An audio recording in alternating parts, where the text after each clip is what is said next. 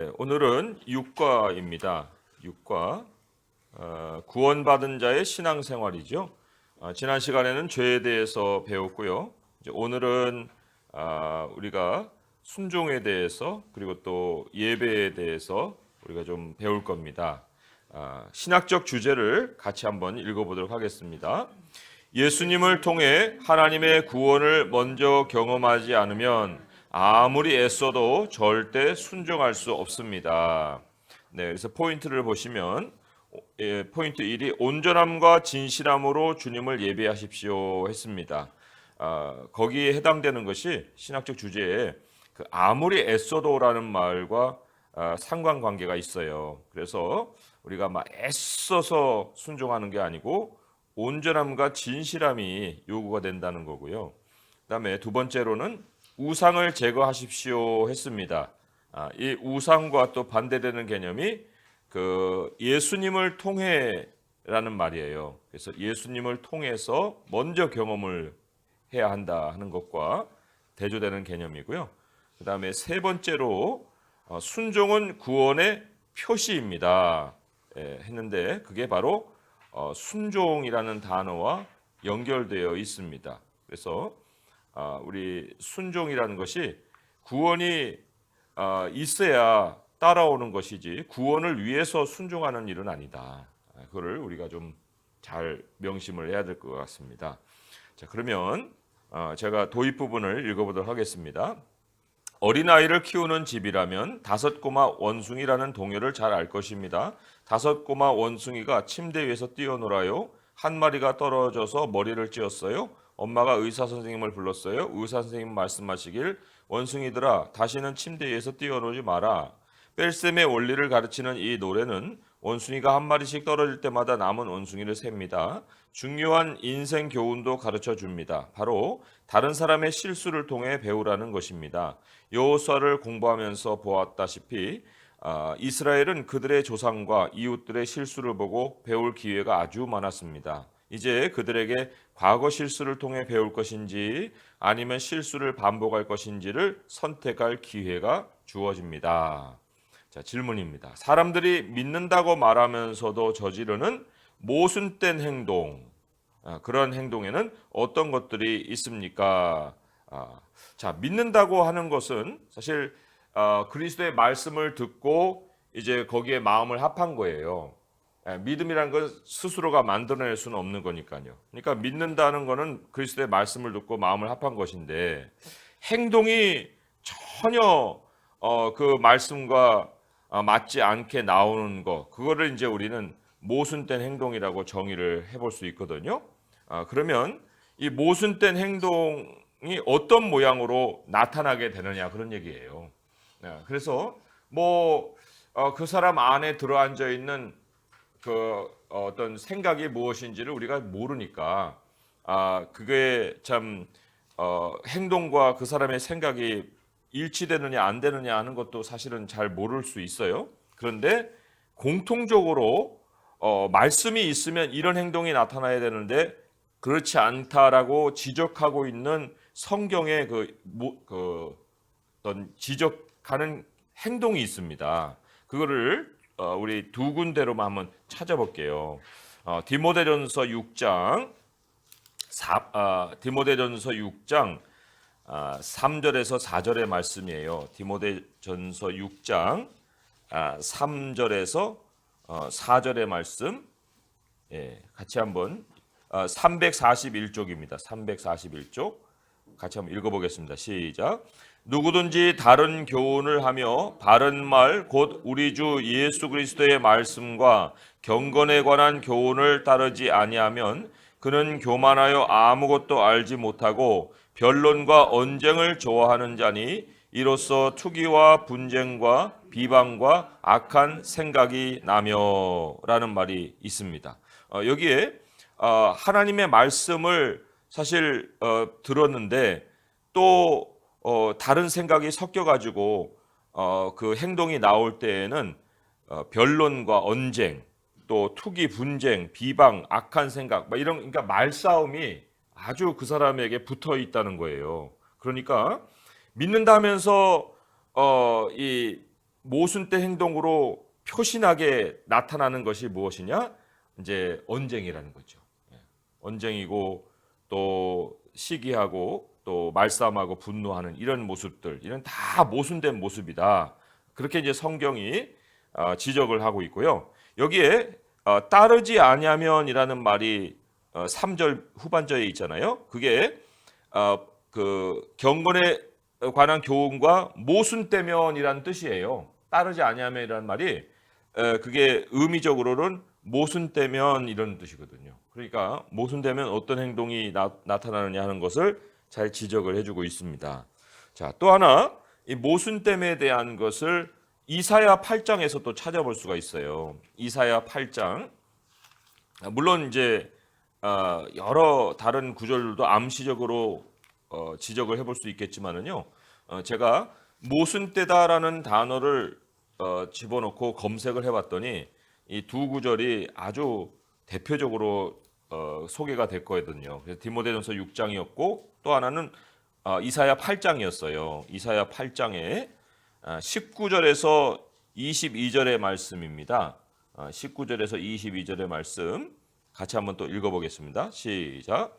어떤 사람이 너희에게 말하기를 주절거리며 속살거리는 신접한 자와 마술사에게 물으라 하거든 백성이 자기 하나님께 구할 것이 아니냐 산 자를 위하여 죽은 자에게 구하겠느냐 마땅히 율법과 증거의 말씀을 따를지니 그들이 말한 바가 이 말씀에 맞지 아니하면 그들이 정녕 아침빛을 보지 못하고 이 땅으로 헤매며 곤고하며 굶주릴 것이라 그가 굶주릴 때에 격분하며 자기의 왕과 자기의 하나님을 저주할 것이며 위를 쳐다보거나 땅을 굽어봐도 환난과 흑암과 고통의 흑암뿐이리니 그들이 심한 흑암 가운데로 쫓겨 들어가리라. 여기에도 20절에 보시면 이 말씀에 맞지 아니하면 이게 모순되면 그런 뜻이에요. 모순되면. 그런데 이 하나님의 말씀을 가지고 있으면서도 그 모순된 행동에 뭐가 있냐면 점치는 행동이 있는 거예요. 네, 점치는 행동. 다른 데 가서 미래를 물어보고 다른 데 가서 자기의 어떤 행할 바를 자꾸만 찾아보려는 이러한 상황이고요. 그래서도 결과적으로는 21절에 격분이 나오잖아요. 격분. 이게 또 감정을 추스리지 못하고 하나님을 저주하며 이렇게 나오는 행동이거든요. 그래서도 이 말씀을 믿는 태도가 아닌 것에 바로 이러한 언쟁과 또 미래에 대한 그 점치는 그런 행동과 또 하나님을 저주함이 공동적으로 나타날 수 있어요. 다른 많은 것도 찾아볼 수 있지만 성경에서 이거를 고발하고 있습니다. 자, 두 번째 문제는 믿음과 일치하게 행동하는 것이 그리스도인에게 중요한 이유가 있습니다. 그거는 무엇일까요? 했습니다. 우리가 믿음과 행함에 대하여서 잘 가르치고 있는 것이 야고보서거든요. 야고보서 2장 22절의 말씀을 보겠습니다. 야고보서 2장 22절의 말씀을 보시면 우리 그리스도인들이 이제 온전하게 바뀌어야 되거든요. 우리는 온전해지는 성화의 과정을 밟는 사람들이에요. 그런데 야고보서 2장 22절에 보시면 어떻게 온전해지느냐 하는 걸 말씀을 하고 있습니다. 읽어볼까요? 시작. 내가 보거니와 믿음이 그의 행함과 함께 일하고 행함으로 믿음이 온전하게 되었느니라. 네, 여기 믿음이 온전하게 된다는 것은 그리스도의 말씀대로 우리 삶에 이제 모양이 나타나고 열매가 맺어진다는 거예요. 그러니까 말씀을 받은 사람이 그 말씀의 결과를 누릴 수 있으려면은 행함이 반드시 연결돼야 된다. 여기 이제 이 22절에는 그렇게만 얘기했지만은요. 이 14절에는요. 구원과도 연결시켰어요. 그래서 2장 14절을 또 한번 읽어볼까요? 시작. 내 형제들아 만일 사람이 믿음이 있노라 하고 행함이 없으면 무슨 유익이 있으리요? 그 믿음이 능히 자기를 구원하겠느냐. 여기에 이제 구원도 결국은 하나님의 말씀이 이 맺는 열매까지를 얘기를 하는 건데 하나님의 말씀을 듣기만 하고 행하지 않으면 말씀이 우리에게 주는 유익이 하나도 없다. 그런 말을 하고 있고요. 또 아주 잠언에 굉장히 깊이 생각해 볼 만한 말씀 하나가 있어서 소개를 해드립니다. 잠언 23장 27절의 말씀 중에 그 앞부분의 말씀이기도 합니다만 잠언 23장 7절의 말씀 잘 새겨보세요. 그러면 우리가 사람들을 대할 때에도 지혜를 가지고 행할 수가 있습니다. 잠언 23장 7절의 말씀에 우리 함께 읽어볼게요. 시작. 대저 그 마음의 생각이 어떠하면 그 위인도 그러한즉 그가 내게 먹고 마시라 할지라도 그의 마음은 너와 함께하지 아니함이라. 그러니까 그 인물이 그 믿음이다 하는 얘기예요. 그 인물이 그 믿음이다. 그러니까 그 사람의 그 모양이 그냥 나온 게 아니고요. 그 안에 있는 자기의 생각과 믿음대로 그 인물이 그렇게 나오는 거예요. 그러니까 우리가 이 어떤 사람이 우리에게 아주 친절을 베풀고 뭐 먹고 마시라 해도 그 마음 속에는 칼도 있을 수 있거든요. 그러니까 우리 행함이라는 것은 결국 믿음과 연결되는 것이지 전혀 믿음과 무관한 것이 아니다 하는 것을 이 잠언을 통해서도 우리가 깊이 한번 생각을 해볼 수가 있습니다. 자, 그러면 이 세션에서 하는 거를 한 목소리로 한번 읽어볼게요. 시작. 이 세션에서 우리는 여호와를 그들의 하나님으로 예배하기로 결정하는 이스라엘의 이야기를 공부할 것입니다. 이스라엘의 지도자 여호수아가 세상을 떠날 때가 되었습니다. 그는 백성에게 율법책을 읽어준 후 하나님을 섬길 것인지 우상을 섬길 것인지 선택하라고 말합니다. 그리고 하나님의 신실하심을 기억하고 구원의 관점에서 살아갈 것을 촉구합니다.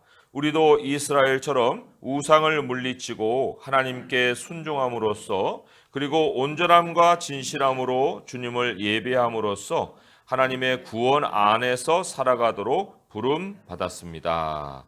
구원 안에서 살아간다는 거. 그게 이제 이따 배울 거지만 순종이에요. 하나님의 구원 안에서 살아간다는 거죠. 자, 첫 번째 포인트 함께 읽어볼게요. 시작. 온전함과 진실함으로 주님을 예배하십시오.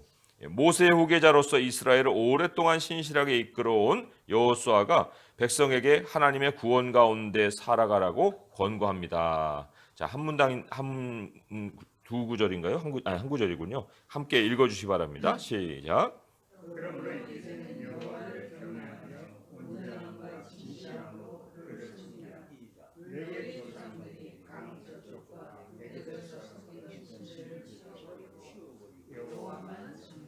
네. 여호수아는 이스라엘 백성에게 예배에 관한 중요한 가르침을 전해줍니다. 조상들이 섬기던 우상을 제거하고 온전함과 진실함으로 주님을 섬기라는 것입니다. 여호수아는 그들을 구원하신 하나님을 온전함과 진실함으로 섬기라고 강조합니다. 여기서 섬기다는 예배 드리다로 이해할 수 있습니다. 섬김의 도에 관한 성경적 이해의 근거는 예배를 통해 하나님을 섬기는 사람이 있습니다. 따라서 섬김과 예배라는 용어는 흔히 교체 가능합니다. 그래서 영어로 서비스라고 그래요. 예배를. 서비스는 섬김이잖아요. 그러니까 섬김도 예배가 되고 예배도 섬김이 된다. 이렇게 서로 상호 교환해서 쓸 수 있다는 겁니다. 문제는 이렇습니다. 온전함과 진실함으로 드리는 예배의 특징이 뭘까요? 그랬습니다. 온전함과 진실함으로 드리는 예배 특징. 자, 이 온전함이라는 것은 사실 신실함이라고도 번역을 할 수 있고요. 또 진실함이라는 것은 충성됨이라고도 번역할 수 있는 단어예요.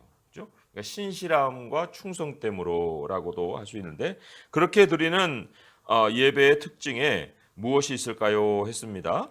자, 대표적으로 달아볼 수 있는 답이 외식이 없다는 거예요. 외식이 없다. 거기에 대한 근거를 어디서 우리가 찾을 수 있냐면요. 고린도전서 5장에서 찾을 수가 있습니다. 고린도전서 5장 6절에서 8절의 말씀이에요. 고린도전서 5장 6절에서 8절의 말씀입니다. 함께 한번 읽어볼게요. 시작. 너희가 자랑하는 것이 옳지 아니하도다. 적은 누룩이 온 덩어리에 퍼지는 것을 알지 못하느냐. 너희는 누룩 없는 자인데 새 덩어리가 되기 위하여 묵은 누룩을 내버리라. 우리의 유월절 양 곧 그리스도께서 희생되셨느니라. 그러므로 우리가 명절을 지키되 묵은 누룩으로도 말고 악하고 악의에 찬 누룩으로도 말고 누룩이 없이 오직 순전함과 진실함의 떡으로 하자. 예. 여기 새 덩어리라는 게 바로 교회를 얘기하는 거예요. 새 덩어리가 된다. 또 여기 명절을 지키자라는 것도 사실 예배에 해당되는 겁니다. 그러니까 교회가 되고 새 교회가 되고 또 예배를 드릴 때 가장 중요한 것이 뭐냐? 누룩을 없애야 된다는 거예요. 누룩이라는 게 뭐냐면 바로 형식과 또 외식에 치중되는 예배를 의미한다고 할 수가 있습니다. 그러려면은 이제 그 안에 그동안에 계속해서 예식으로 또 형식으로 섬겼던 이 우상의 모든 것들을 치워버려야겠죠. 여기도 아까 9절에 애굽에서 섬기던 신들을 치워버리라 그랬거든요. 근데 그 9절로 앞에 2줄 가보셔서 좀 주목해 볼 것이 뭐냐면 온전함과 진실함으로 섬기라는 거에 전제 조건이 있었어요. 뭐냐니까 여호와를 경외하며라는 말이 먼저 나왔거든요. 이제는 여호와를 경외하며 하나님을 두려워함으로 인해서 이제 온전함과 진실함이 따라오는 거예요. 근데 하나님을 두려워함이라는 것은요, 종교심에서 우리가 발동하는 것이 아닙니다. 예를 들면 이제 우리가 이렇게 마음이 있는데 하나님을 생각합니다. 그러니까 갑자기 이제 여기에 종교심이 생겨가지고 여기에서 이제 여호와를 두려워함이 생기는 것이 아니라는 거예요. 이 두려워함이라는 것은요, 하나님이 뭐라고 했냐면은 배워야 된다고 그랬어요. 배움을 통해서 나온다고 그랬습니다. 그럼 어떻게 무슨 배움을 통해서 이 여호와를 두려워하는 것을 알게 되느냐? 그게 잠언 2장에 나옵니다. 잠언 2장에 1절에서 5절의 말씀이에요. 그러니까 우리가 기독교인의 특징 어떤 그런 독특함을 알지 못하면 모든 종교에 다 신을 두려움이 있는 것 때문에 우리도 그렇게 두려워하는 것으로 이 정의를 내릴 수가 있거든요. 네, 잠언 2장 1절에서 5절의 말씀을 보겠습니다. 시작. 내 아들아, 내가 만일 나의 말을 받으며 나의 계명을 내게 간직하며 내 귀를 지혜에 기울이며 내 마음을 명철에 두며 지식을 불러 구하며 명철을 얻으려고 소리를 높이며 은을 구하는 것 같이 그것을 구하며 감추어진 보배를 찾는 것 같이 그것을 찾으면 여호와 경외하기를 깨달으며 하나님을 알게 되리니. 이런 말씀이 있어요. 그러니까 하나님을 두려워함이라는 것은 온전한 말씀 중심의 삶을 추구할 때 찾아오는 거예요. 그것도 무엇으로 찾아오냐면 깨달음으로 찾아온다는 거죠. 그러니까 말씀을 배움이 없이 하나님을 두려움이 있을 수가 없는 거거든요. 그래서 예배의 중심에 왜 우리가 말씀 중심이 돼야 되느냐? 예배는 사실 이 말씀 중심이 굉장히 중요합니다. 그 얘기는 왜냐하면 하나님을 예배하는 데 있어서 여호와를 경외함, 이거를 하나님이 깨우쳐 주시기 위해서예요. 그리고 또 예배 중심에 하나님이 계시게 하기 위한 가장 정말 바른 어떤 순서가 있다면 하나님의 말씀을 중심에 놓는 거죠. 그 시간이 바로 하나님이 우리에게 주시는 말씀의 시간이기 때문에 그런 거예요. 또 하나 신명기 17장 19절도 상당히 중요하거든요. 신명기 17장 19절의 말씀도 여호와 경외함에 대해서 우리가 어떻게 얻을 수 있느냐 하는 것을 또 가르치고 있어요. 그래서 신명기 17장 19절의 말씀 또 한번 보겠습니다. 신명기 17장 19절의 말씀 한번 읽어볼게요. 시작. 평생에 자기 옆에 두고 읽어 그의 하나님 여호와 경외하기를 배우며 이 율법의 모든 말과 이 규례를 지켜 행할 것이라. 여기도 이제 배운다 이런 말이 나오잖아요. 그 어디서 배워요? 하나님의 말씀에서 여호와 경외하기를 배운다는 겁니다. 그러니까 사실 이 예배 시간은 하나님의 말씀을 배우는 시간이기도 하고, 그래서도 지혜를 우리가 얻는 시간이기도 하고, 하나님의 말씀을 그 중심으로 두는 그런 예배의 모습이라 할 수 있어요. 그래서 온전함과 진실함을 드리는 예배의 특징, 말씀드린 대로 외식이 없고 하나님 말씀 중심의 예배다, 이렇게 정리를 해볼 수가 있습니다. 그리고 또 한 가지만 보면은요, 여기 이제 여호와 경외하고 온전함과 진실함으로 그를 섬기고, 마지막으로 요구되는 것이 애굽에서 섬기던 신들을 치워버리라 그랬거든요. 그러니까 여기에 해당될 수 있는, 물론 이제 외식을 우리가 내버릴 수 있는 어떤 실질적인 방법이라고도 볼 수가 있어요. 에베소서 2장의 말씀을 또 보죠. 에베소서 2장의 말씀에 도대체 우상을 치워버린다는 게 어떤 의미냐 하는 것을 가르치고 있습니다. 에베소서 2장 2절에서 3절의 말씀이에요. 에베소서 2장 2절에서 3절의 말씀 또 같이 읽어볼게요. 시작. 그때 너희는 그 가운데서 행하여 이 세상 풍조를 따르고 공중의 권세 잡은 자를 따랐으니 곧 지금 불순종의 아들들 가운데서 역사하는 영이라. 전에는 우리도 다 그 가운데서 우리 육체의 욕심을 따라 지내며 육체와 마음에 원하는 것을 하여 다른 이들과 같이 본질상 진노의 자녀이었더니, 여기에 영이 나오지 않습니까? 불순종 아들 가운데 역사하는 영, 이게 우상의 그 근본이에요. 우상의 뿌리입니다. 우상의 뿌리에 영이 있는 거예요. 근데 그 영이 우리에게 무엇을 자꾸 자극하냐면 육체의 욕심을 자극하는 거예요. 그러니까 육체의 욕심이 자극이 돼서 하나님을 찾게 되면 하나님조차도 우상같이 섬길 수가 있거든요. 그래서 우리 이 온전함과 진실함으로 드리는 예배 가운데는 우리의 육체의 욕심을 따라 드리는 예배가 없어야 되는 거예요. 그거를 제거하고 오직 하나님의 말씀 안에서 형식이 아닌 중심으로 주님을 찾아야 된다는 것이 이 답의 전체적인 우리가 요약이라고 할 수가 있습니다. 자, 그럼 두 번째로는 반대로 가식적이고 진실하지 못한 예배의 특징은 뭐냐? 반대로 생각하면 되겠죠. 형식이 두드러지고요, 그죠? 형식이 두드러지고 말씀이 외면을 당하고, 그래서 영국의 설교 평균 시간이 4분이라고 하잖아요. 4분 안에도 광고가 포함되는 4분이래요.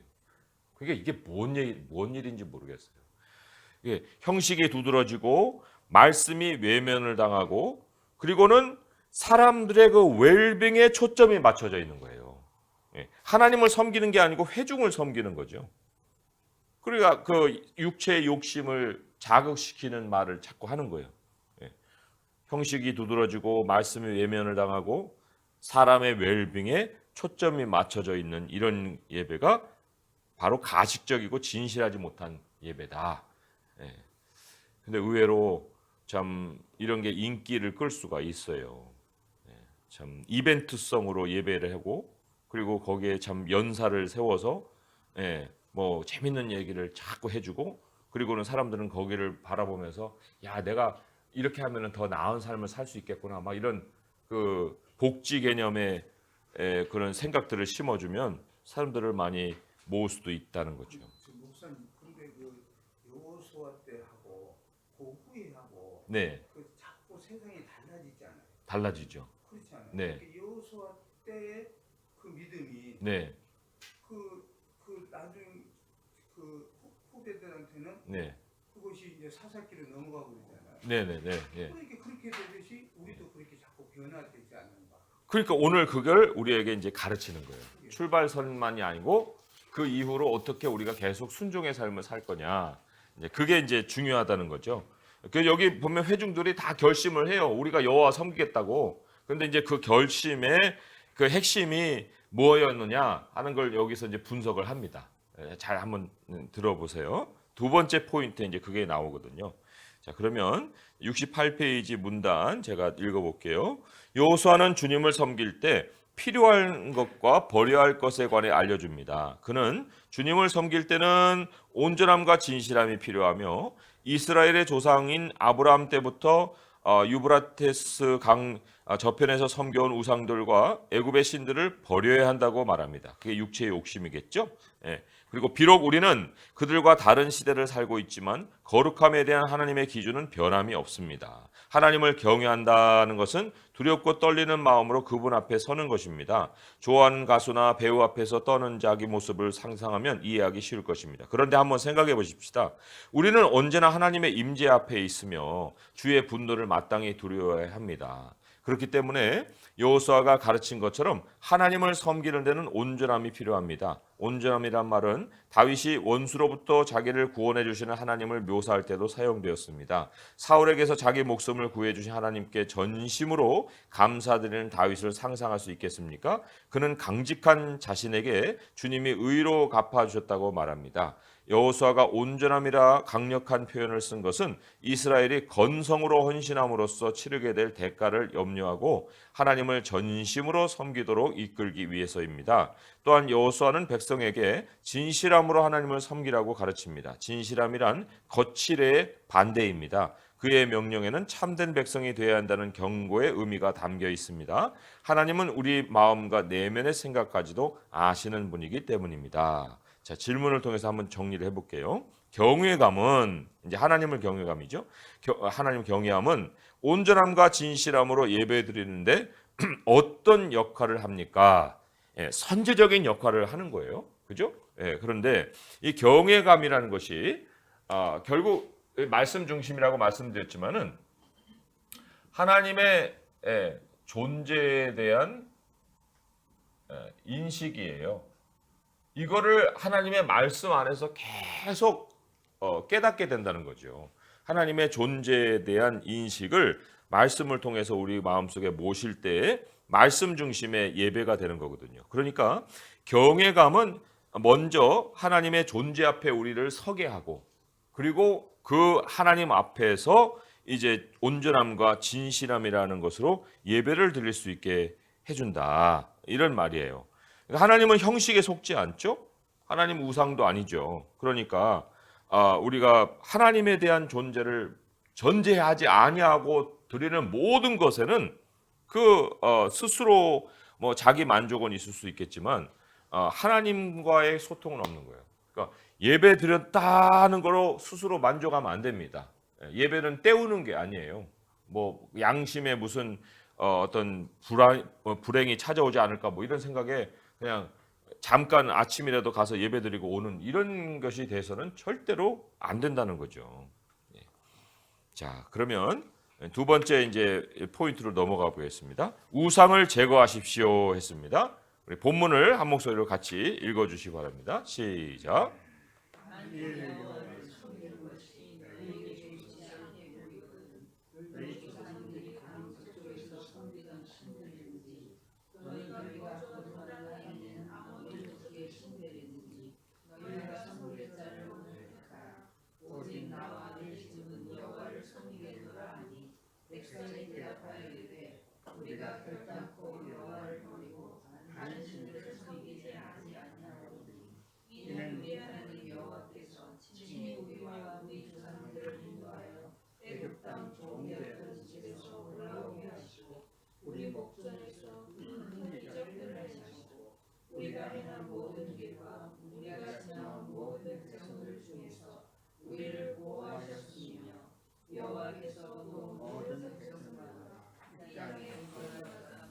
아무리죠. 우리 그러므로 우리는 여호와를 섬기리니 그는 우리의 하나님이시니이다. 여호수아가 백성에게 이르되 너희가 여호와를 능히 섬기지 못할 것은 그는 거룩하신 하나님이시요 질투하시는 하나님이시니 너희의 잘못과 죄들을 사하지 아니하실 것이니라. 만일 너희가 여호와를 버리고 이방 신들을 섬기면 너희에게 복을 인수되라도 돌이켜 너희에게 재앙을 주시고 너희를 멸하시리라 하니 백성이 여호수아에게 말하되 아니니이다. 우리가 여호와를 섬기겠나이다 하는지라. 여호수아가 백성에게 이르되 너희가 여호와를 택하고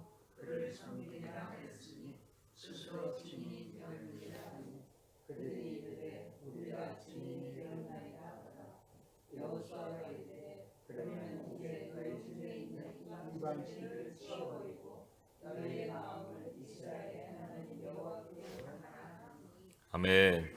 네, 여기도 조금 우리가 이상하게 느낄 만한 것이 있어요. 아니, 백성이 그렇게 다 섬기겠다는데, 근데 여호수아가 너희는 능히 여호와를 섬길 수가 없다, 그렇게 얘기하지 않습니까? 19절에 너희가 여호와를 능히 섬기지 못할 것은 그는 거룩한 하나님이여 질투하는 하나님이라. 그 왜 이런 말을 했느냐 하면, 바로 그들이 자기들이 하는 식으로 하나님을 섬기는 게 아니고 하나님을 경외함으로 하나님 앞에 설 수 있게끔 하나님에 대한 지식을 그들에게 전달해 주는 거예요.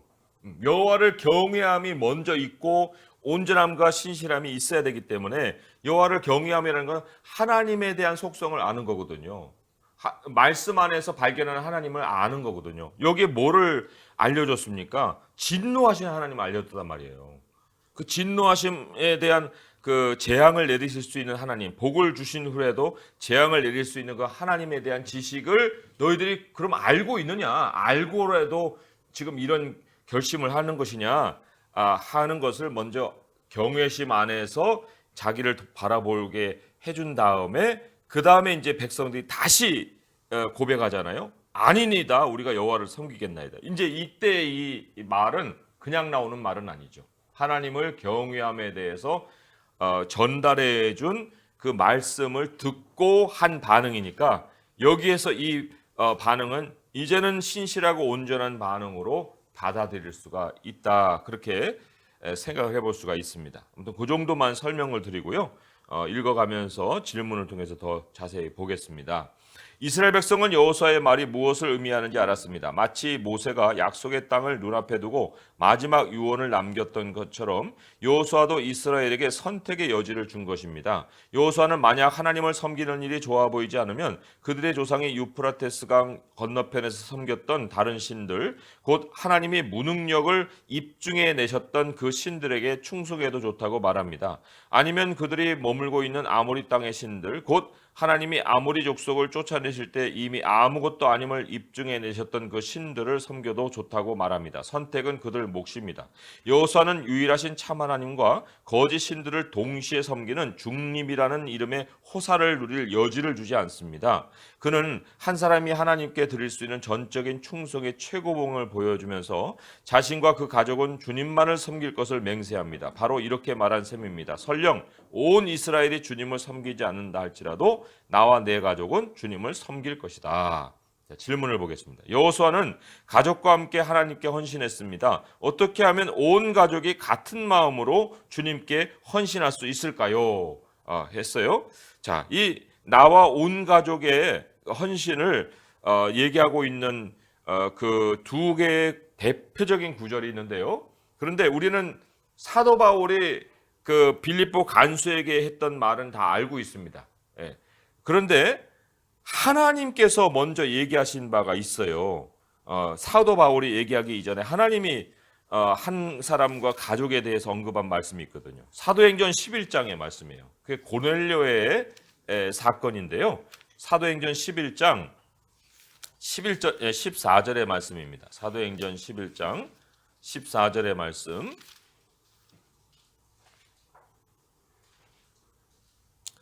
네, 사도행전 11장 14절의 말씀. 이게 이제 성령께서 하신 말씀이에요. 한번 읽어보겠습니다. 시작. 그가 너와 내 온 집이 구원받을 말씀을 내게 이르리라 함을 보았다 하거늘. 이게 뭐냐면요. 베드로가 이제 자꾸 안 가려고 하니까 성령께서 이제 그 베드로를 보내시지 않습니까? 그러면서 고넬료에게도 하나님이 나타나서 또 올 것을 얘기를 했습니다. 그러면서 이제 자기가 성령을 통해 받았던 말씀을 고넬료에게 이제 전해주면서 한 얘기거든요. 그가 성령이 너와 내 온 집이 구원받을 말씀을 내게 이르리라 함을 보았다 하면서 고넬료 이미 봤으니 너 가서 전해라, 이런 얘기예요. 근데 성령이 이미 여기에 뭐라고 했냐면 너와 내 온 집이 구원받을 말씀이라고 얘기하거든요. 그러니까 한 사람의 구원으로만 끝난 게 아니고 집안의 구원까지도 함께 거론을 하고 계세요. 성령께서. 자, 이런 말씀과 또 하나는 16장 사도행전 16장 31절의 말씀이에요. 사도행전 16장 31절의 말씀에 이렇게 간수에게 얘기하죠. 아주 유명한 구절이지만 함께 읽어보겠습니다. 16장 31절이에요. 시작. 이르되 주 예수를 믿으라. 그리하면 너와 내 집이 구원을 받으리라. 예. 그래서 질문이 어떻게 하면 온 가족이 같은 마음으로 주님께 헌신할 수 있을까요? 할 때 그 시작에는 가족된 사람 중에 한 사람의 철저한 헌신이 있는 거예요. 예. 가족원 한 사람의 철저한 헌신으로 온 가족이 주님께 헌신할 수가 있다는 것이 성경의 말씀이에요. 고넬료부터 간수부터 변화시켜서 집안으로 확장되게 하시는 그 복음의 역사가 반드시 있다 하는 걸 가르치고 계십니다. 그러니까 여기 여호수아 한 사람의 확신과 헌신, 그것이 그들의 가족과 집안도 세우고 이스라엘도 세우는 일이죠. 그래서 뭐든지 이렇게 전체적인 큰 운동으로 먼저 시작할 것이 아니라 한 사람의 철저한 헌신은 하나님 앞에 여러 사람들에게 엄청난 영향을 미칠 수 있다. 그렇게 정리를 해볼 수가 있습니다. 자, 71페이지로 넘어가서요. 제가 또 쭉 한번 읽어볼게요. 이스라엘 백성이 여호수아에게 아멘으로 화답했습니다. 거짓 신들을 섬기기 위해 주님을 저버린 것은 터무니없는 짓이라는 합의를 표현한 것입니다. 회중의 헌신은 그들 역사 속에 개입하셨던 하나님에 대한 믿음에 기초한 것입니다. 자, 여기 역사 속에 개입하셨던 하나님에 대한 믿음, 역사를 기록해 놓은 것이 또 말씀이잖아요. 그러니까 우리가 하나님에 대한 믿음은 결국 하나님의 행하심에 대한 깨달음 속에서 더 세워진다, 이렇게도 요약을 할 수가 있습니다. 아무튼 역사 속에 개입하셨던 하나님에 대한 믿음에 기초한 것입니다. 그들이 기억하는 역사는 여호수아가 회상하는 역사와 일치합니다. 그들은 하나님이 아브라함에게 주셨던 약속을 지키기 위해 그동안 행하셨던 기적들을 잘 알고 있었습니다. 이제 그들의 때에 그 약속이 성취되려 하고 있습니다. 이스라엘 백성이 주님을 섬기며 그분만이 자기 하나님임을 선언하고자 하는 것은 그들을 향한 하나님의 신실하심 때문입니다. 그런데 여호수아가 뜻밖의 말을 합니다. 너희가 여호와를 능히 섬기지 못할 것은 그는 거룩하신 하나님이시여 질투하시는 하나님이시니, 이게 이제 말씀을 가르친 거예요. 여호수아는 왜 이런 말을 한 것일까요? 여호수아는 그들의 열광적인 맹세 뒤에 펼쳐질 현실을 잘 알고 있었기 때문입니다. 그는 이스라엘 백성의 죄짓기 쉬운 성향과 자신들을 구원해 주신 하나님을 종종 잊고 한 불성실한 과거를 잘 알고 있었습니다. 주님을 섬기는 것은 중요한 문제입니다. 그저 몇 마디 다짐으로 끝낼 수 있는 일이 아니었습니다. 하나님을 거역하면 끔찍한 결과를 맞게 될 것이기 때문입니다. 특히 하나님을 저버리고 이방신을 섬기는 사람은 그 대가를 치러야 할 것입니다. 그러나 이스라엘 백성은 여호수아의 경고에도 불구하고 침착하게 다시 한번 신앙 고백을 합니다. 아니니이다. 우리가 여호와를 섬기나이다. 그러니까 이거는 이제 여호와를 경외함 속에서 이제 나오는 고백이겠죠. 우리는 그들이 왜 이런 결심을 했는지 이해할 수 있습니다. 그들은 요단강을 건널 때 두려움을 느꼈고 여리고성이 무너질 때 지축이 흔들렸던 것을 기억하고 있습니다. 그들이 가져보지 못했던 땅을 차지하기까지 하나님이 거룩해서 경이로운 권능을 베풀어 오셨다는 사실을 이스라엘 백성은 너무도 잘 알고 있었습니다. 여호수아는 여호와를 섬기겠노라 결심한 이스라엘 백성에게 너희 중에 이방 신들을 치워버리고 이스라엘 하나님 여호와를 섬기며 스스로 증인이 되라고 외쳤습니다. 네. 자, 그래서 하나님을 경외함의 어떤 그 자세로 이제 고백을 했을 때 우상에 대한 문제까지 이제 끄집어내서 치워라, 이런 얘기를 했죠. 자, 두 개의 질문을 한번 봅니다. 이스라엘의 영적 무능을 있는 그대로 지적했다. 고백만 받아들인 게 아니고요. 너희들 안 돼. 너희들 능히 할 수가 없어. 이런 영적 무능을 있는 그대로 지적한 여호수아의 말이 어떻게 다가오느냐? 우리가 어떤 느낌을 받았느냐, 그런 얘기죠. 그럴 때 여러 가지 답을 달 수가 있겠지만요. 어쨌든 사람의 열심으로 하나님을 따르는 게 아니라는 거예요. 사람의 열심으로 내가 이거 하겠습니다, 저거 하겠습니다, 이게 아니라는 거죠. 우리가 정말 헌신을 하려면 하나님의 속성을 제대로 알고 헌신해야 되는 거예요. 하나님의 속성과 하나님의 성품을 제대로 알고 헌신을 해야 된다. 사람의 열심으로 하나님을 따를 수 있는 게 아니다. 그럴 때 여호수아 24장 19절의 말씀이 가르치고 있는 하나님의 속성이 뭐였냐면요. 아까 읽은 본문에 나오지만 거룩하신 하나님, 질투하는 하나님이에요. 거룩하신 하나님, 질투하는 하나님. 그 질투에는 이제 재앙이 따를 수 있는 결과가 있지요. 그러니까 거룩하신 하나님을 안다면 우리도 구별이 돼야 되고요. 우리도 거룩한 백성으로 스스로를 구별시켜야 되고, 질투하시는 하나님을 안다고 하면 사랑의 대상을 섞어서는 안 되는 거예요. 우상을 섞어버리면 안 된다는 거죠. 그거를 제대로 알고 나서야 헌신을 하는 것이지 열심만 갖고 되는 게 아니다. 그렇게 참 얘기를 하고 있습니다. 그렇기 때문에 여기 이제 그 우리가 설명 중에 그런 설명이 있었습니다. 그 자기 책임을 가지고 서야 된다는 그 말씀이 있었는데, 그게 그 여기 읽은 중에 어디에 나오나요?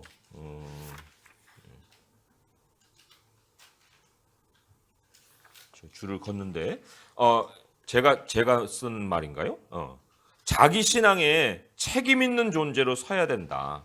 그런 우리가 결론을 내릴 수가 있습니다. 자기 신앙에 책임 있는 존재. 그러니까 하나님이 뭐 나를 엉뚱하게 그 괴롭히시네, 하나님이 나를 치셨네, 뭐 이런 얘기를 할 것이 없어요. 왜냐하면 하나님에 대해서 분명히 알고서 헌신을 해야 되는 것이지, 자기 열심으로 살다가 안 되면 하나님 원망하거나 그렇게 돼서는 안 되는 거거든요. 그래서도 이 22절에 보면은 여호수아가 결론적으로 뭐라고 했냐면요, 스스로 증인이 되었느니라 이랬거든요. 스스로 증인이 되었느니라. 그러니까 누가 다른 사람이 너 시켜서 한 거 아니고 너 스스로 이제 섬기라 한 거 너 자신이 증인이지. 그러니까 너 책임 있는 존재로 하나님 앞에 서야 돼. 이런 얘기를 한 거예요. 그래서도 이 영적 무능을 지적해 줄 때에는 인간을 앞세서는 안 된다. 절대적인 하나님을 알고서 우리가 헌신해야 된다는 걸 지적한 거고요. 두 번째 문제는 이렇습니다. 하나님을 섬기는 데 있어 오늘날 우리의 헌신과 옛 이스라엘의 헌신은 어떻게 다릅니까? 했습니다. 저도 이제 답을 좀 고민해 봤어요. 어떻게 다를까? 그들도 헌신했고 우리도 헌신했는데 그들과 우리의 다른 점이라는 게 좀 있는 것일까? 뭐 있으니까 이런 질문을 해봤겠죠. 그래서 제가 나름대로 생각을 해보면서 이런 이제 답을 정리를 해봤습니다. 그 이스라엘 백성들도 물론 애굽에서 빠져나와서 구원을 얻은 백성들이지만은 이제 그들 앞에 하나님이 세운 것은 율법이에요. 율법의 기능은 이제 죄를 깨닫게 하는 거거든요. 자, 그래서 이 율법 앞에 사람이 서면은 율법을 지키겠다는 열심을 가집니다. 이게 이제 그들의 헌신이에요. 율법을 우리가 열심히 지키겠습니다. 구약 백성으로서 아마 최고의 어떤 헌신이라고 볼 수가 있습니다. 하나님의 말씀을 우리가 따라서 살겠습니다. 뭐 이런 거겠죠. 이제 그들의 헌신이라면 우리의 헌신은 뭘까? 하고 이제 비교를 해봤어요. 그랬더니 제가 이제 고민하다가 우리는 율법을 통해서 하나님 앞에 서는 게 아니고 그리스도를 통해서 하나님 앞에 서는 거예요.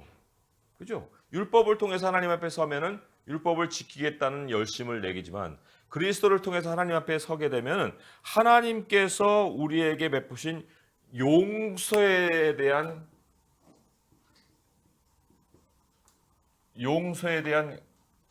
감사가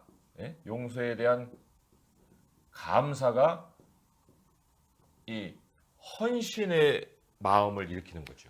헌신의 마음. 그러니까 율법을 지키겠다 이런 어떤 마음을 가지기 이전에 용서에 대한 감사하는 마음으로 하나님께 우리가 헌신하려는 마음을 가지게 된다는 거죠. 물론 이 사람들도 궁극적으로는 이게 안 되거든요. 그러니까 궁극적으로 하나님의 긍휼을 의지할 수밖에 없어요. 그럼에도 불구하고 이 기능적으로 그들이 먼저 무엇을 받았느냐 할 때 율법을 받았고 우리는 무엇을 받았느냐? 예수님 안에서 용서를 먼저 받았거든요. 하나님을 우리가 알지 못할 때 하나님 우리에게 찾아오셔서 그랬기 때문에 그래서도 이 궁극적으로 그 옛날 사람들도 긍휼로 돌아와야 되고 우리는 아예 긍휼로 시작을 했고 하니까 다르게 출발했지만 결국은 똑같아지는 것이 바로 하나님의 은혜다. 하나님의 은혜. 하나님의 은혜에 우리가 헌신하는 것이다. 이렇게도 결론적으로는 묶어서 생각을 해볼 수가 있습니다. 자, 그러면 세 번째 포인트에 순종은 구원의 표시입니다. 구원의 전제 조건이 아니고요. 구원의 표시라 하는 건데 본문을 함께 읽어주시기 바랍니다. 시작.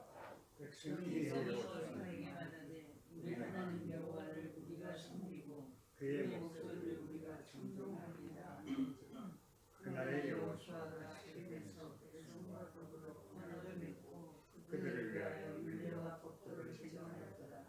여호수아가 이 모든 말씀을 하나님의 율법책에 기록하고 큰 돌을 가져다가 그분이 여호와의 성소에 있는 상수리나무 아래에 세우고 모든 백성에게 이르되 보라 이 돌이 우리에게 제가 되니 이는 여호와께서 우리에게 하신 모든 말씀을 이 돌이 그렇습니다.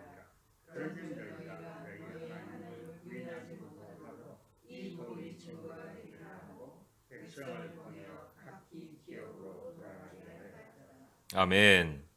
여호수아는 그들이 대가를 치를 줄 아는 백성이 되기를 바랐습니다. 그는 이스라엘 백성이 하나님 앞에 맹세한 바를 지키는지 안 지키는지를 판단할 기준을 세웁니다. 바로 토라의 율법과 규칙입니다. 이것은 그들이 입술로 고백한 대로 순종하며 살 수 있도록 해줄 것입니다. 또한 하나님을 향한 그들의 헌신을 측량하는 도구가 될 것입니다. 기준 또 이 헌신을 측량하는 도구, 이게 이제 말씀의 역할이거든요. 아까 그 말씀의 역할이 경외심을 일으킨다 했지만요. 그 경외심이라는 것도 결국은 기준에서 나오는 그 경외심이라고 해야 됩니다. 그럴 때 이제 질문에 이런 말씀이 있어요. 백성이 한 약속을 상기시켜 주기 위해 기념비를 세운 것이 중요한 이유. 왜 기념비를 세웠을까 하는 거예요.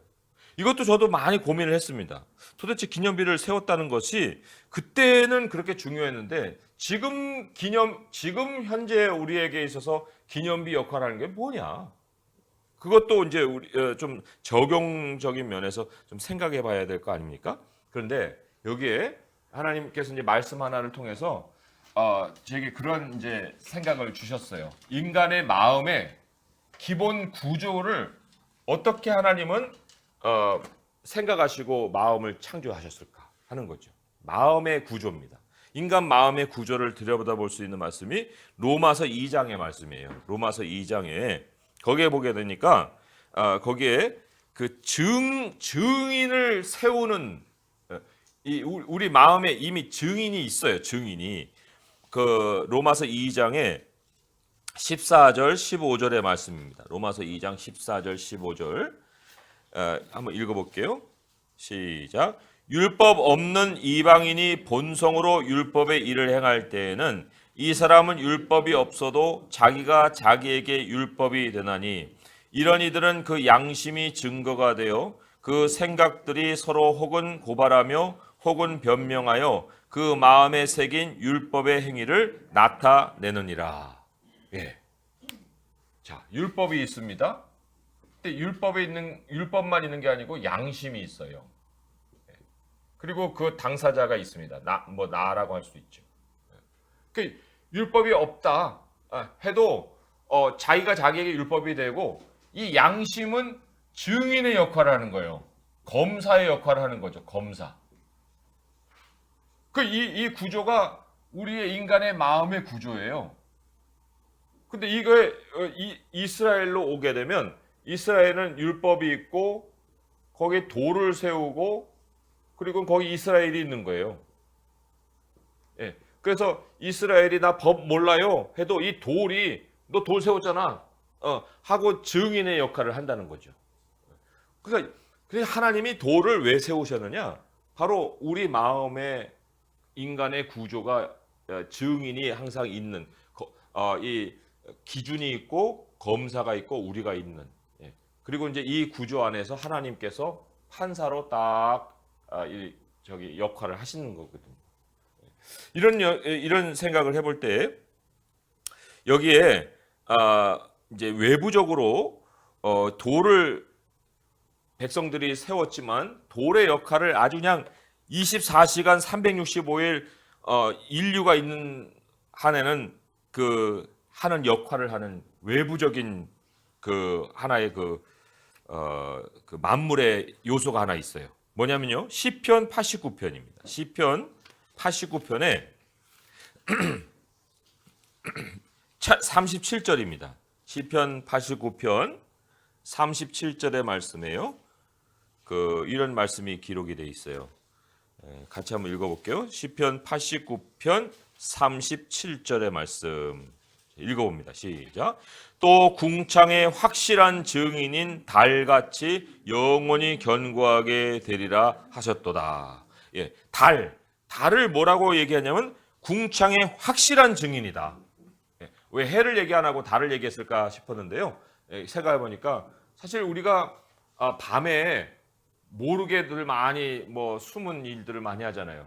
근데 그 숨은 어두움에도 달이 증인의 역할을 하기 때문에 이 달을 내세우지 않았나 싶은데, 아무튼 하늘에서 모든 것을 이렇게 다 보고 증인의 역할을 하는 이 달이 떠 있다는 거예요. 그래서 이제 그런 것도 참고해 볼 때 우리가 살아가는 삶의 말만이 아닙니다. 말만 한다고 되는 게 아니고요. 우리의 이 말에는 반드시 거기에 따라 증인이 세워지게 되고, 그리고 그 증인에 따라서 이제 하나님 앞에 심판을 받는 이러한 구조로 우리는 살아가고 있다는 것입니다. 그래서 이 돌에 해당되는 우리 역할에 양심이 있고요. 양심을 속일 수 없고 양심에 대들 수가 없거든요. 율법과 양심과 또 우리 자신의 이런 모습을 늘 한번 생각을 해볼 필요가 있습니다.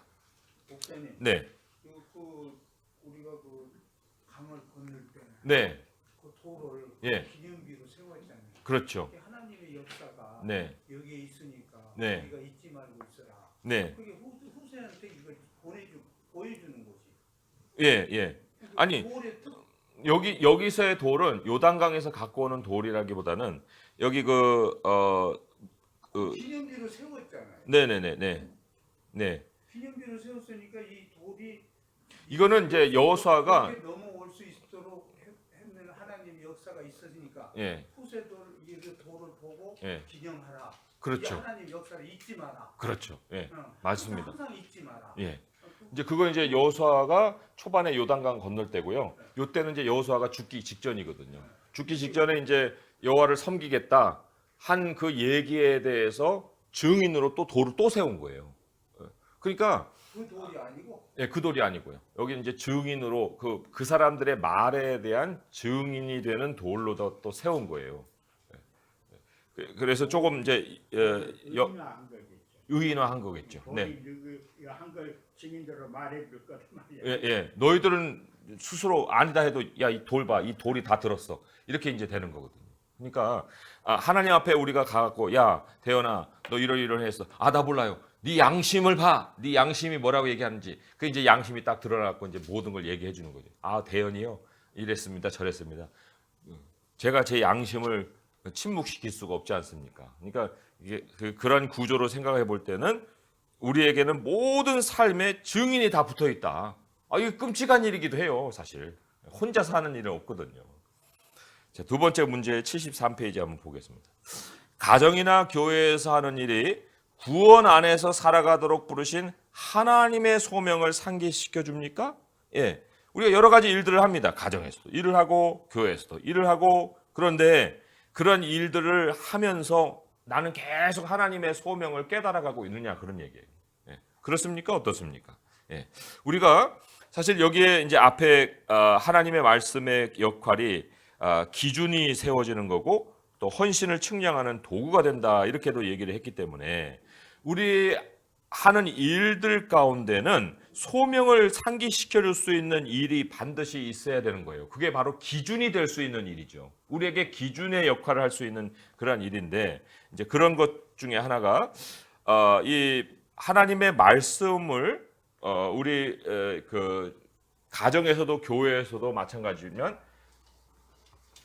가르치는 일, 하나님의 말씀을 사람들에게 일깨워주는 그 일, 가르침이라고 볼 수가 있습니다. 가르침. 이 가르침이라는 것이 가정에도 있고 교회에도 있고 할 때 이 가르침이 기준의 역할을 하거든요. 가르침이 없는 곳에는 가정도 기준이 없고 교회도 기준이 없잖아요. 그러니까 우리는 이미 있는 기준인 하나님의 말씀이 있기 때문에 그 하나님의 말씀을 제시하는 일이 늘 있어야만 소명에 대해서도 이제 상기시켜주는 일을 할 수가 있는 거거든요. 디모데후서 3장의 말씀을 우리 한번 같이 읽어보겠습니다. 디모데후서 3장 14절 15절의 말씀이에요. 디모데후서 3장 14절 15절의 말씀입니다. 그래서 구원 안에서 살아가도록 했는데 이제 구원이라는 관점에서도 우리가 이 말씀을 잘 한번 상기시켜 볼 필요가 있습니다. 디모데후서 3장 14절 15절 읽어봅니다. 시작. 그러나 너는 배우고 확신한 일에 거하라. 너는 네가 누구에게서 배운 것을 알며 또 어려서부터 성경을 알았나니 성경은 능히 너로 하여금 그리스도 예수 안에 있는 믿음으로 말미암아 구원에 이르는 지혜가 있게 하느니라. 여기도 배우고 확신한 일을 있으려면 누군가 가르쳤어야죠. 또 15절에 보면 어려서부터 성경을 알았나니 했는데 알려면은 가르치는 일이 있어야겠죠. 그러니까 여기 가정에서 지금 디모데가 어려서부터 성경을 배우는 일이 있었고 또 여기 이 말씀을 주면서 이 목회의 그 부탁을 하고 있는 거거든요. 그러니까 교회에서도 말씀을 가르치는 일이 있어야 되겠죠. 그래서 구원 안에 살아갈 수 있도록 구원에 이르는 지혜가 있을 수 있도록 하려면은 가정이나 교회나 하나님의 말씀을 가르치는 일이 끊어져서는 안 된다. 늘 상기시켜주는 말씀이 중심에 있어야 된다. 이렇게 정리를 해볼 수가 있습니다. 자, 그러면 문단을 또 읽어볼게요. 여호수아는 백성과 언약을 맺고 그 내용을 하나님의 율법책에 기록합니다. 그런 다음 큰 돌을 가져다가 마치 그것이 이스라엘의 맹세를 들은 듯 의인화해 설명합니다. 만약 이스라엘이 하나님께 신실하게 살겠노라고 고백한 대로 살아내지 못하면 그 돌이 증인이자 검사가 되어 그들을 기소할 것입니다. 여호수아와 그의 리더십에 관한 이야기는 다음 세대를 제자 삼아야 하는 우리의 책임을 상기시켜 줍니다. 부모에게는 자녀가 마땅히 가야 할 길로 가르도록 훈련시키고 인도해야 할 책임이 있습니다. 우리는 우리를 여러모로 훈련시키시고 주님의 방식대로 따를 수 있도록 힘주시는 하나님을 신뢰하며 순종의 삶을 살기 위해 노력해야 합니다. 하나님이 우리에게 우상을 제거하고 그리스도의 구원을 통해서만 맛볼 수 있는 새로운 삶을 세상에 증거하라고 요구하시기 때문입니다. 자, 이제 순종의 문제가 나오네요. 순종을 하나님의 구원을 얻기 위한 방편이 아니라 구원의 표시로 삼는 것이 중요한 이유는 무엇일까요? 그랬습니다. 자, 여기 24절에 보시면은 읽은 말씀이에요. 우리가 청종하리라 했습니다. 듣고 순종하리라 그렇게 말을 했는데 그런데 25절에 보니까 그 여호수아가 언약을 맺고 난 다음에 율례와 법도를 제정합니다. 기준을 제시한다는 거예요. 그러니까 앞에서 백성들이 우리가 청종하리라 했지만 그거의 기준을 삼는 것이 아니라 순종의 기준을 다시 제시하지요. 언약을 맺고 율례와 법도를 또 제시를 하죠. 그리고는 네. 그러면은 모세 율법이 있잖아요. 네. 근데 그것은 율법이 있는데 여기서 또 율법을 제정하는 거예요. 그러니까 하나님이 언약을 맺잖아요. 지금 여호수아와 그 하나님 사이에 백성들이 언약을 맺잖아요. 언약이라는 건 내용 없는 언약이 아니잖아요. 이렇게 하라 저렇게 하라는 어떤 그 규례를 적는 거 아닙니까? 그리고 여기에 율법 책에 기록을 했기 때문에 계속해서 그 하나님의 말씀이 기록이 되고 있다는 거죠. 그리고 여호수아서도 지금 모세 오경 이후로 또 써지는 말씀이지 않습니까? 그래서도 이 율법 책에 기록했다는 것은 결국 하나님의 말씀이 계속해서 사람들에게 이제 세워지고 있는 이런 상황을 생각을 해볼 수가 있어요. 아무튼 기준을 세우고 난 다음에 28절에 보니까 각각 기업으로 돌아가게 했다. 백성을 파송하는 일이 있어요. 여기서부터 순종이 시작이 되는 거예요. 기준이 백성이 이제 나가는 일이 바로 순종을 하는 시작점이다.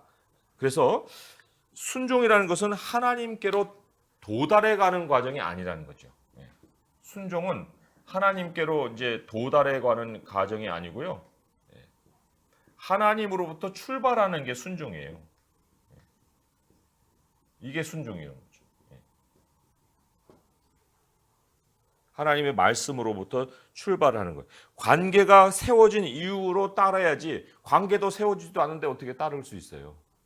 그러니까 언약을 맺기 위한 노력을 한 게 아닙니다. 이스라엘 백성들이 그렇게 해서 하나님 앞에 나와가지고 이제 마지막에 신부가 되는 게 아니고요. 이미 하나님이 신부로 삼아 주셔서 언약을 이제 지키게 하시는 거죠. 그러니까 언약을 맺으려는 노력이 아니고 언약을 지키기 위한 노력이다. 순종은 그 구역에서 제가 모든 거는 모르겠는데 네. 재물과 하나님과 네. 둘 중 하나에 우리가 노예다 그래나 봐요. 신약 성경에서요. 신학의 예, 어쨌든 예, 어딘가 네. 그 둘 중 하나에 네. 우리가 노예다. 그렇죠. 매일 수가 있죠. 하나님의 노예가 될 수가 있고 네. 재물의 노예가 될 수가 그렇죠. 예, 그렇죠. 있고 그거거든. 예. 그러니까 둘 중에 하나 택하라. 네, 네. 이렇게 얘기하는 거예요. 예. 누구든지 그 섬기는 자는 그죠? 섬김을 받는 자의 종이 된다 그랬잖아요. 예, 그러니까 돈을 섬기면 돈의 종이 되고 하나님을 섬기면 하나님의 종이 되는 거죠. 그 여기 여호수아가 이제 죽기 전에 어떤 평가를 받았느냐 하는 게 참 또 중요하거든요. 그게 순종에 관해서 결론 부분에서 그게 다뤄지고 있어요. 그 다음 페이지 한번 넘겨보시고요. 결론 부분에 우리도 이러한 결론을 얻기를 바랍니다. 우리 함께 결론 부분을 한번 읽어볼게요. 시작. 여호수아가 그랬듯이 믿는 자들은 자신이 치러야 할 대가를 셈할 줄 알아야 합니다. 믿는 자들에게 재앙이 아닌 평안을 주려 하시는 하나님의 계획을 잊지 않도록 주님이 우리를 위해 행하신 일들을 기록하면서 말입니다. 여호수아의 신실함은 보상되었습니다. 말년에 여호와의 종으로 불린 것입니다. 여호수아처럼 우리도 스스로 하나님을 온전하게 섬길 만한 능력을 갖췄는지 진단해 볼 필요가 있습니다. 이스라엘 자손과 우리 사이에는 분명한 차이점이 있습니다. 우리에게는 그들을 약속의 땅으로 이끈 여호수아보다 훨씬 더 훌륭한 지도자, 즉 영원한 기업으로 인도하시는 하나님의 종 예수 그리스도가 계시다는 사실입니다. 이스라엘 백성은 그들의 맹세를 지키는 데 실패했지만 우리는 우리 안에 내주하며 인도하시는 성령님 덕분에 하나님의 구원 아래 살아갈 힘을 얻고 세상 사람들에게 주님의 구원하심을 증거할 능력을 얻습니다. 네, 그래서 참 죽을 때의 평가가 여호와의 종이었다. 이게 참 대단한 평가예요. 그 여기 그리스도도 하나님의 종 예수 그리스도라고 얘기를 하지 않습니까? 그래서 참 순종의 평가를 받는다는 것이 가장 최고의 우리의 정말 묘비에 새겨질 만한 어떤 최고의 평가가 아닌가 그런 생각을 해봅니다. 자, 그리스도와의 연결 한번 읽어볼게요. 시작. 여호수아는 이스라엘을 약속의 땅으로 인도하도록 선택받은 하나님의 종이었습니다. 그의 이야기는 하나님의 사람들을 영원한 기업으로 이끄시는 하나님의 종 예수 그리스도를 떠올리게 합니다. 네, 오른쪽으로 넘어가 볼게요. 하나님의 계획, 우리의 사명 한 문단 읽어봅니다. 하나님은 우리에게 우상을 제거하고 그리스도의 구원을 통해서만 맛볼 수 있는 새로운 삶을 세상에 증거하라고 요구하십니다. 자, 1, 2, 3번 제가 또 요약을 해봅니다. 포인트 1, 2, 3이죠. 예수 그리스도를 통한 하나님의 구원이 우리로 하여금 그분을 경외하도록 어떻게 이끕니까? 했습니다. 자, 하나님의 구원은요, 하나님 앞에 서는 사건이에요. 그렇잖아요? 하나님의 구원은 하나님 앞에 서게 하는 사건이다. 또는 서는 사건이다. 예. 그것이 바로 하나님의 존재에 대한 깨달음이에요. 하나님의 구원은 우리로 하나님 앞에 서게 하는 사건이고 그게 바로 하나님의 존재에 대한 인식이죠. 예. 거기에서 이제 우리는 두려움이라는 걸 갖습니다. 그게 경외죠, 경외. 그러니까 구원이 경외하고 연결이 안 된다는 것은 하나님 앞에 서본 경험이 없다는 거예요. 아니, 하나님 앞에 서본 경험도 없이 어떻게 하나님을 두려워할 수 있습니까? 그러니까 자꾸 건성과 거칠애와 뭐 이런 것들이 생기게 되겠죠. 그렇지만 이제 구원을 통해 하나님 앞에 서고 하나님 존재에 대한 것을 깨달으면 경외를 갖기 때문에 아까 우리가 나눈 것처럼 온전하고 진실함이 우리의 기본이 된다 할 수가 있습니다. 예.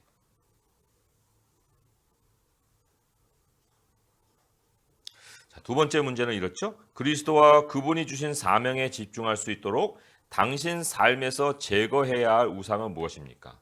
예, 아까는 이제 사명에 집중할 수 있도록 해주는 것이 가르침이라고 했어요. 말씀을 가정에서도 교회에서도 가르쳐야 되는데 반대로 제거해야 될 우상이 있는 겁니다. 예. 아까 글 중에 이런 말씀이 있거든요. 하나님이 무능력을 입증해낸 신들, 예. 하나님이 무능력을 입증해낸 신들이 바로 우상이었다 그랬어요. 이미 입증된 신들이에요. 우상은.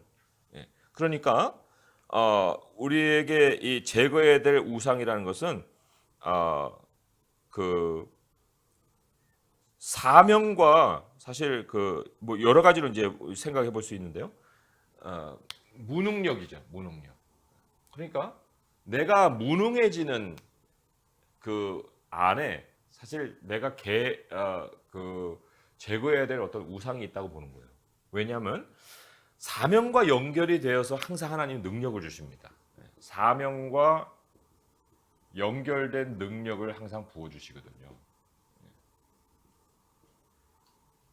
그런데 해도 안 되고 내가 그런 기술이 있다고 생각하는데 그걸 적용해도 안 되고 뭐 안 되는 게 투성인 거예요. 그러니까 무능력이 입증된 거 안에 우상이 있다니까요. 그럼 그거 버려야 되는 거예요. 뭐 우상이 뭐 불상으로만 이렇게 나타나는 것이 아니고요. 그러니까 이제 그러려면은 먼저 가장 근본적으로 사람의 열심을 내려놔야 됩니다. 그렇잖아요. 내가 하나님께 헌신하겠습니다. 몇 마디 다짐으로 뭐 한다는 게 무슨 열심이 아니거든요.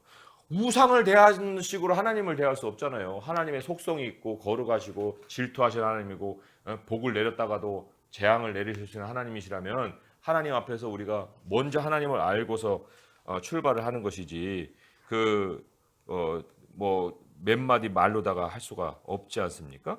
그러니까 여기에 우리가 이제 돌아보는 거예요. 내가 어떤 것이 우상이다 이런 걸 생각하기 전에 사명과 연결되지 않은 나의 어떤 능력이라든지 또 계속 안 되는 일이라든지 이러한 거 안에 바로 그 무능함 속에 숨어져 있는 우상이 있다. 이렇게 정리를 해볼 수가 있고요. 또 세 번째 질문은요. 예수 그리스도를 통해 주신 구원 가운데 하나님께 순종할 수 있도록 교회나 그룹이 할 수 있는 일은 무엇입니까? 그거는 이제 하나님의 기준, 주님의 기준을 서로 가르치고 또 서로 배우는 거죠. 그죠?